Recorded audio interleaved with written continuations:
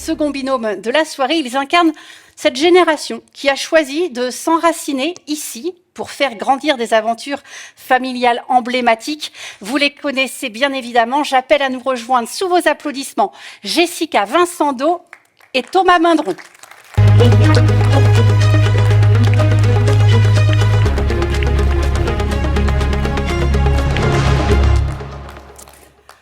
Bienvenue à tous les deux. Oui, c'est bon, bienvenue à tous.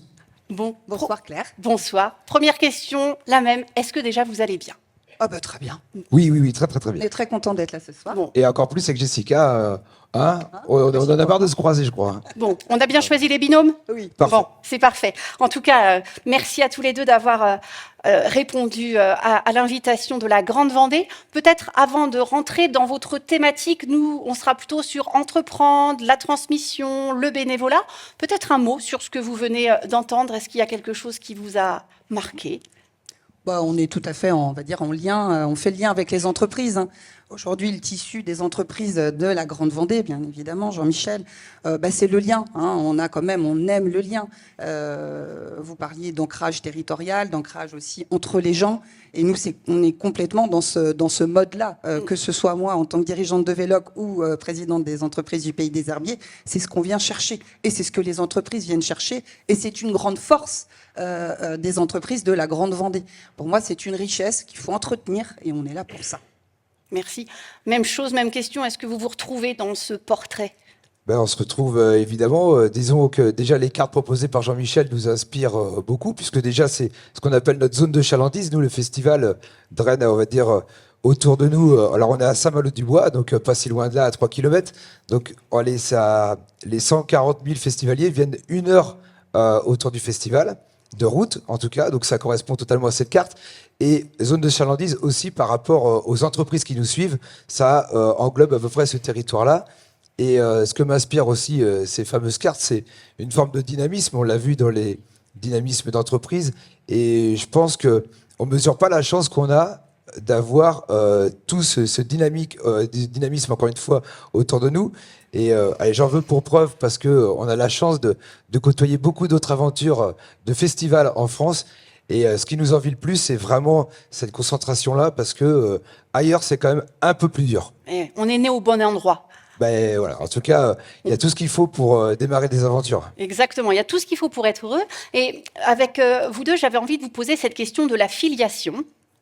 Parce que quelque part vous avez repris le flambeau familial et peut-être que beaucoup de personnes se posent ici cette question, est-ce que c'était une évidence ou au contraire est-ce que c'était un défi pour trouver sa voie ? Alors moi, c'était pas du tout une évidence.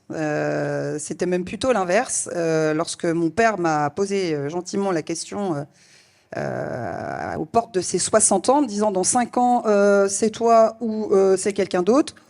Je m'y étais pas vraiment préparée. Moi, c'était pas une évidence, c'était même plutôt un très gros défi, puisque c'était son bébé. Moi, je n'avais pas comme Thomas, je baignais dedans tout le temps. Mon père avait racheté l'entreprise entre mes 15 ans et mes 17 ans. Et puis, voilà, moi, je le sentais s'éclater, s'épanouir dans la société. Mais est-ce que ça allait être votre projet à vous ? Mon projet à moi. Et puis, d'être la fille d'eux, c'est pas si simple. On a tendance à croire que on est la fille à papa ou de papa. Que la place était un peu toute chaude, mais c'est loin d'être le cas. Voilà, c'était pas le cas du tout, et c'est pas facile d'être la fille de Jacques ou de la fille peut-être ou le fils de Philippe. Thomas s'exprimera là-dessus, mais donc il faut prendre sa place à ses côtés, des fois avec des personnages assez charismatiques, et donc du coup il faut s'y retrouver. Donc moi non, c'était pas une évidence, mais bon, ça a été un chouette défi. Et en plus, Jessica, vous aviez quoi, 30 ans à peu près, j'imagine, quand voilà. La question c'est. Alors c'est vrai que j'y viendrai tout à l'heure sur l'entrepreneuriat un petit peu plus féminin, mais j'avais 3 traits assez forts. C'est fille de Jacques. Bon, ça, et j'adore mon papa, je vous rassure. Je suis très contente d'être la fille de Jacques. Mais j'avais ça. J'avais évidemment d'être une femme dans un milieu masculin, mais j'y reviendrai tout à l'heure. Et puis le troisième, quand mon père m'en a parlé en 2008, j'avais 28 ans. ans. Et je lui ai dit oui à 30 ans. Donc c'est vrai que ça faisait 3. Alors on a toujours peur de réussir, faut pas croire, parce que son père était dirigeant d'une entreprise, enfin est dirigeant d'une entreprise, qu'on se dit que nous, on va fatalement l'être. Il faut quand même être connecté et en avoir aussi les capacités. Les capacités et puis l'envie, en effet. Et l'envie, bien évidemment.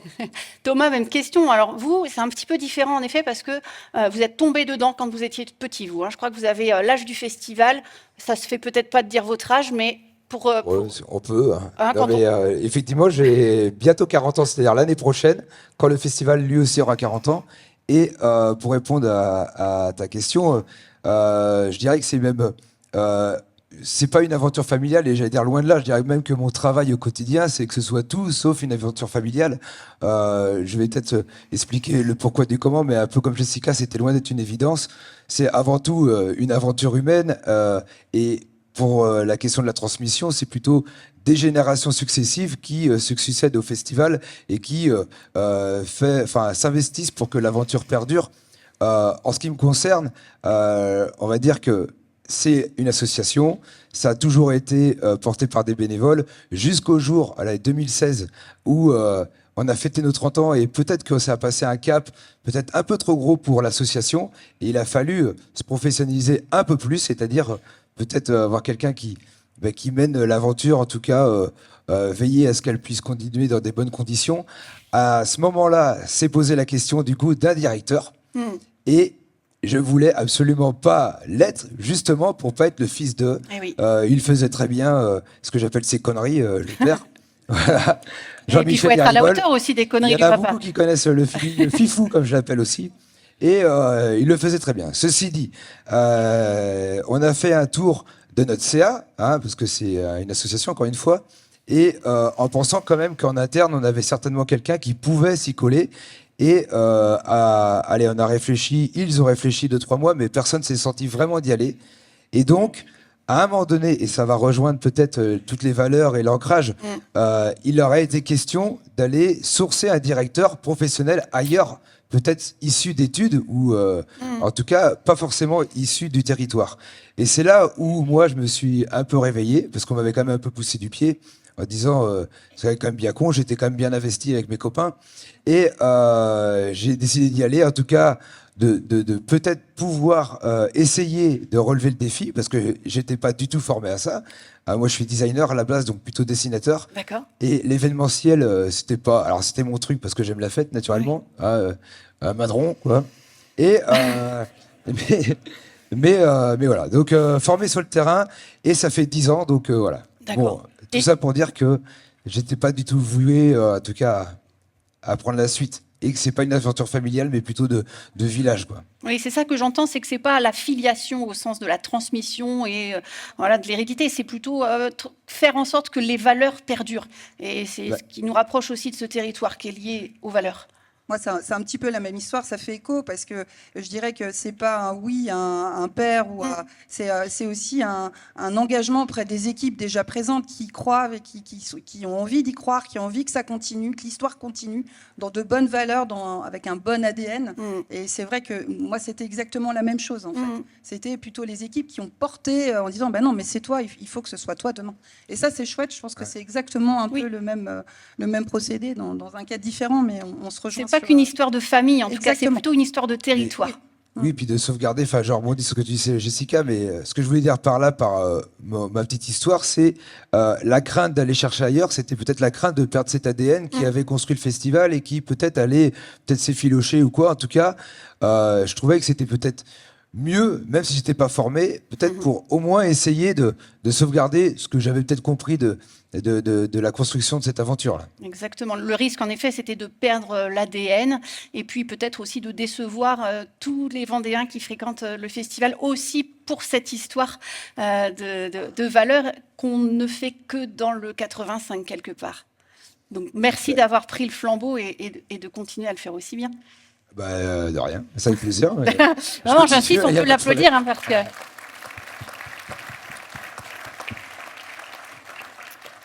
Et puis, je voulais également revenir sur Jessica, donc vous dirigez Véloc. On en a un petit peu parlé en introduction, peut-être parler aussi de ce regard féminin, de l'entrepreneuriat en féminin. En effet, vous le disiez, il y avait plusieurs casquettes, fille de, femme, chef d'entreprise dans un milieu plutôt masculin. Comment on fait justement pour trouver sa place ? Donc déjà pour remettre un peu dans le contexte, pour comprendre un petit peu le travail, enfin le climat et qu'est-ce qu'on fait. Donc en Véloc, on anciennement vendait location, on loue du matériel de chantier, donc accès très BTP. C'est pour ça que je dis que c'est un milieu très masculin. Moi, je dirais qu'en fait, la fille d'eux, c'est peut-être ce que j'ai au départ le moins assumé, parce que je n'avais pas non plus été élevée comme ça. J'ai le moins assumé parce que parfois, on m'a présenté toujours en tant que la fille d'eux. Alors j'avais l'impression un peu, des fois en entreprise, d'avoir aucune fonction, pas vraiment d'intérêt majeur, à part d'être la fille d'eux. Et ça, c'est un peu frustrant quand on s'investit, qu'on se donne, et parfois d'être la fille d'eux, on se donne même peut-être encore plus parce qu'on ne veut pas décevoir, parce qu'il y a une pression familiale qui est quand même là, hein, il y a quand même un petit peu, ça met un peu de poids sur les épaules. Donc, je me rappelle d'un collaborateur, je donne l'anecdote quand même, parce que elle est sympa celle-là, qui me présentait toujours la fille d'eux, la fille d'eux, la fille d'eux. J'étais passée directrice générale et on était face à un client, enfin on était avec un client, et je lui dis, je suis quand même directrice générale de vente des locations. Et je crois que ça assit tout le monde. Et depuis, on me présente comme la fille de Jacques, mais en plutôt par affinité quelque part, parce que exactement. Pour représenter une fonction, des compétences, des capacités et le statut quelque part familial, il arrive après pour l'histoire. Mais en tout cas, c'est ça qui est intéressant, c'est de se dire, j'apporte aussi les valeurs de labeur, de ténacité, de courage, de résilience. Vous incarnez bien évidemment toutes ces valeurs de la Grande Vendée, au-delà de la gratitude d'être la fille d'eux et de tout l'amour qu'on y imagine derrière. Alors, pour répondre à votre question sur la partie, on va dire, dirigeante et femmes. Alors c'est souvent une question qu'on me pose, hein, je vous cache pas. Déjà parce qu'on est il y a moins de dirigeants de femmes que hommes. C'est une réalité. Mais pour moi aujourd'hui, il faut pas genrer un métier, quel qu'il soit, une fonction. Je pense qu'un dirigeant, un homme comme une femme, peuvent très bien demain être dirigeant. Il faut avoir les capacités, l'envie, avoir l'idée aussi de l'investissement, oser prendre des risques, tout ce jeu. Donc un homme comme une femme, aujourd'hui, il n'y a pas de raison. Il faut juste peut-être se calibrer un petit peu plus sur l'équilibre pro-perso, parce qu'on a quand même tendance, quand on a une petite famille, à peut-être un peu plus les inclure dans notre programme, on va dire. Et encore, je dirais aujourd'hui, les hommes prennent bien leur part aussi. Donc, moi, j'ai pas envie d'aller là-dessus. Et je dirais même que moi, aujourd'hui, d'être une femme, ça m'a plus servi que desservi, parce que dans un milieu masculin, au final, on se souvient plutôt bien de moi. Et je pense que dans mes débuts, surtout, ça fait 20 ans que je suis dans la société, mais ça m'a certainement servi. Ça crée un petit clin d'œil et quelque part, ça trouve aussi du lien avec notre premier binôme. Quand on parlait de tradition, modernité, on avance aussi dans cette échelle de la société et ça fait très plaisir et vous l'incarnez très bien. Je profite aussi de votre présence à tous les deux pour vous interroger sur le bénévolat. Tous les deux, quelque part, vous représentez et vous incarnez aussi cet engouement du bénévolat. Jessica, en tant que présidente de l'association des entreprises du Pays des Herbiers, j'ai bien dit ? C'est bien. Et même chose pour le festival de poupées. On le sait très bien que la réussite de ce festival, elle dépend aussi et beaucoup des bénévoles qui œuvrent. Même chose pour, bien sûr, le Puy du Fou. Quel est votre regard que vous portez sur l'engagement en Grande Vendée ? Certainement, déjà, alors elle dépend, mais c'est même plus que ça, c'est que c'est indissociable. Sans le bénévolat, il n'y a pas de festival, c'est aussi clair que ça. Je l'ai dit tout à l'heure, une aventure humaine. Je pense que nous, la forme, c'est un festival. Ça aurait pu être une autre forme, certainement. Ça nous aurait certainement peut-être animé autant, parce que ce qui nous fait nous rencontrer chaque soir dans nos réunions, tous les services, en tout cas c'est 1200 bénévoles, parce qu'il y a 1200 bénévoles à Poupée, il faut le dire, hein, c'est quasiment autant que notre village, qui est 1700 habitants, bon voilà, on n'est pas loin. Et c'est un lieu social quelque part, donc déjà eux, ils ont une vraie raison de venir ici, et sans ce bénévolat, admettons même qu'on ait les moyens de financer en lieu et place des salariés pour les remplacer, l'aventure, elle n'aurait juste aucun sens. Donc, plus que le service même, et je pense qu'il y a vraiment ça en Vendée, on le sent, là aussi, je compare avec tous nos confrères de festivals ailleurs en France, Oui. qui sont beaucoup moins nombreux associatifs qu'on le pense, puisque beaucoup de festivals désormais sont rachetés par des multinationales, Live Nation, AEG, Vivendi. Donc nous, d'ailleurs, ce qui est assez marrant dans notre histoire, en étant bénévole et encore plus à Saint-Malo-du-Bois, c'est qu'on se bat contre des multinationales qui pèsent des millions, des milliards, et on se bat avec nos petits moyens, et finalement on arrive à exister à travers tout ça. Donc on le doit bien à cet esprit-là, sinon si on n'était pas passionné, autant dire que la bataille était perdue d'avance. Donc on arrive quand même à faire notre bonne de chemin, pourvu que ça dure. Et clairement, les voir travailler et les voir s'investir toute l'année, parce que c'est un an de travail, hein, c'est pas que juillet le festival, eh bien c'est extraordinaire. En tout cas, d'avoir la chance de vivre ça, c'est complètement dingue. Et là aussi, pourvu que ça dure. Eh oui, pourvu que ça dure. On me dit dans l'oreillette qu'il y a beaucoup de bénévoles dans la salle. On peut peut-être les applaudir aussi pour tous ceux qui sont présents. Ceux dans la salle et les 1200, c'est ça, et tous ceux du Puy du Fou et tous les bénévoles de la Grande Vendée qui représentent et qui permettent à ce territoire de grandir. J'ajouterai avant de passer la parole à Jessica que on sent aussi, par rapport au thème de ce soir, une forme voire plus qu'une forme, en tout cas une fierté sincère ouais. de participer à une aventure. Elle est, quel intérêt sinon de se lever, en tout cas, alors le matin pour aller travailler sur moi, mais en tout cas, en plus du travail, aller s'investir ailleurs quand on a tous déjà beaucoup de choses au quotidien. Mais Jessica, tu vas en reparler avec ton association. Ouais. C'est là où s'il n'y a pas ces rencontres-là, eh bien, voilà. Donc moi, en tout cas, moi personnellement, en tant que directeur, c'est peut-être aussi de veiller à ce que cette rencontre, elle continue d'exister et qu'ils aient toujours l'envie d'y être. Et c'est peut-être ça le défi aujourd'hui. Très bien. Et Jessica, en effet, transition toute trouvée, hein, vous le disiez, l'association, au-delà des affaires de l'entreprise, c'était aussi surtout le soin de se demander et comment tu vas et comment je peux t'aider. Et c'est ça aussi votre marque de fabrique. Oui, c'est complètement ça. En fait, c'est fédérer. Alors, fédérer, c'est pas fédérer pour faire du commerce, hein. C'est fédérer, c'est se connaître, c'est savoir si l'un et l'autre, si on va bien. C'est s'entraider, c'est se passer des contacts. Comme disait, chaque événement entreprise du Pays des Herbiers, ça se termine toujours comme ce soir, ça se terminera par un petit pot. Cette convivialité, elle permet de prendre le temps et peut-être ça nous fera justement ne pas louper, on va dire, le pas et demain de continuer à créer ce lien et de pas passer à côté et de devenir ce qu'on souhaite pas devenir. Donc moi, je dis aujourd'hui, c'est vrai qu'on prend le temps avec ce pot de savoir si tout le monde va bien. Oui. Et là, une association, il faut à un moment donné s'engager pour recevoir. Et bon, moi, c'est ce que je fais au niveau d'entreprise du Pays des Herbiers depuis 5 ans. À un moment donné, il y aura une fin. Ce sera d'autres. On aura d'autres personnes qui vont s'y investir. Ça roule tous les 2 ans. Il y a un roulement. Mais c'est très bien. Et donc, c'est vrai que en Vendée, on a l'habitude en fait de donner à un moment donné, de s'investir, que ce soit dans le sport, que ce soit dans le domaine des festivals, que ce soit dans des associations d'entreprises. On a l'habitude de donner pour recevoir, et puis je dirais que c'est assez naturel et assez tôt d'ailleurs. Hein, oui. Même nos enfants sont habitués à s'investir au hand. Donc c'est vrai que c'est important et ça a énormément de sens. Donc moi je pense qu'on est quand même loin de perdre ces valeurs humaines, de liens qui nous unissent très clairement et qui nous différencient très clairement. Oui. Moi aujourd'hui j'en suis vraiment très convaincue. Elles sont bien ancrées et c'est vrai qu'on parle souvent ici du bon sens paysan. Et c'est ce que j'apprécie en effet au sens noble du terme, c'est qu'on prend soin.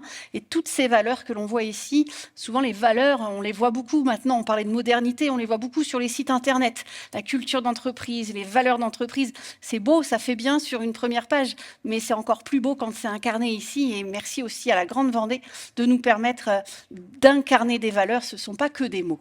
Comme on dit, il n'y a pas d'amour, il n'y a que des preuves d'amour. Exactement. C'est pareil pour les valeurs. Exactement. Et l'essentiel vient du cœur.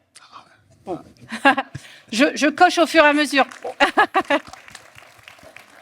En tout cas, merci à tous les deux pour ces témoignages. Vous êtes très sages à côté. Peut-être un mot avant d'accueillir notre prochain binôme. Je sens peut-être l'envie d'avoir envie. Mais juste un petit mot sur le bénévolat. Ça, par exemple, c'est un très bon indicateur d'une marge de la modernité parce que là, on pourrait dire que le bénévole, c'est l'anti-moderne absolu. Puisque la modernité, c'est finalement, vous regardez la télévision, on a des gens qui ne travaillent pas du tout, qui ne font rien et qui ont de l'argent. Et on peut dire que le bénévole, c'est strictement l'inverse. C'est-à-dire qu'il fait tout, mais il n'a pas d'argent. Et donc ça, c'est un très bon indicateur. Ça veut dire que la société, elle donne autre chose. C'est-à-dire qu'il y a une autre échelle de valeur que l'argent qui est en jeu. Et cette échelle de valeur, ça va être la reconnaissance, en fait. Et donc ça, c'est super important et c'est un très bon indicateur, le bénévolat. Et je fais un petit point qui m'est venu à l'esprit, c'est que je me balade pas mal en France pour faire des conférences et j'ai dit, bon, la Vendée, c'est un peu comme le Pays Basque ou les Bretons, tout le monde se croit le plus fort. Mais quand même, souvent on me dit, ah oui, mais vous là-bas, vous avez de la chance en Vendée parce que dès que vous faites... En grande Vendée, excuse-moi. Ben oui, parce que moi, je me considère de Vendée, mais je suis de Loire-Atlantique. C'est pas encore venu le temps que quand on dira Vendée, on pense Grande Vendée. Vendée, c'est un bon slogan. Et donc, on me dit, mais vous, là-bas, en Grande Vendée, vous avez vraiment de la chance parce que vous faites la moindre réunion, les gens sont stupéfaits, les élus, les chefs d'entreprise. La moindre réunion, vous avez la salle qui est pleine. Et là, ce soir, on est... et ça, c'est très admiré dans les autres régions françaises. Tout peut être essayé ailleurs, ça ne marchera pas forcément. Ici, on sait que c'est un modèle à refaire différemment. C'est ce que l'on m'a dit aussi en arrivant ici. Et non, mais simplement parce que je m'en voudrais de ne pas avoir ajouté ça. Surtout qu'il y a Jessica qui est partenaire du festival. Non, mais parce que comme le thème c'est bénévolat et entreprise, juste un petit mot aussi pour aller vous expliquer avec quelques chiffres le dynamisme et la chance qu'on a, puisque le contexte, on l'a dit tout à l'heure, il est quand même pas simple aujourd'hui. Et il y a tout pour se barrer en courant. Hein. Je parle des entreprises qui nous aident. C'est plus de un quart du budget. Aujourd'hui, c'est 1 700 000 euros. Le fait d'avoir ce tissu, en tout cas, d'entreprises qui aident à titre privé, puisque à côté de ça, mais vous l'imaginez bien, les subventions, c'est pas plus à la mode que ça dans nos associations. Donc, d'ailleurs, on est quasiment affranchi de subventions. Et pour que le festival existe, on n'a plus que finalement le financement privé. Et c'est bien de le souligner, puisque vous êtes beaucoup déjà de partenaires et mécènes parmi vous, j'en ai reconnu pas mal tout à l'heure, mais aussi beaucoup d'entreprises. Et vous remercier au passage, mais de dire également que en Vendée, il y a en Vendée et Grande Vendée, puisque j'ai bien compris qu'il y a la Grande Vendée. Ça va être vos défis ce soir. À partir de ce soir, ce n'est plus Vendée, c'est Grande Vendée. Que la Grande Vendée, en tout cas, on a la chance d'avoir des entreprises. J'ai parlé des bénévoles qui étaient fiers, mais aussi des entreprises qui sont fières. Et quand on parle de partenariat, et Jessica, tu es aussi bien placée pour le savoir, c'est pas que des sous dans un événement. Malheureusement, tout ne se passe pas comme prévu et c'est même ça qui est drôle quelque part. Hein, toutes les surprises de dernière minute. Eh bien, s'il n'y avait pas toutes ces réseaux d'entreprises qui peuvent nous aider à lever des montagnes la veille pour le lendemain, on serait aussi plus là depuis longtemps. Merci. Voilà. Merci à tous les deux. On peut vous applaudir. On reviendra tout à l'heure.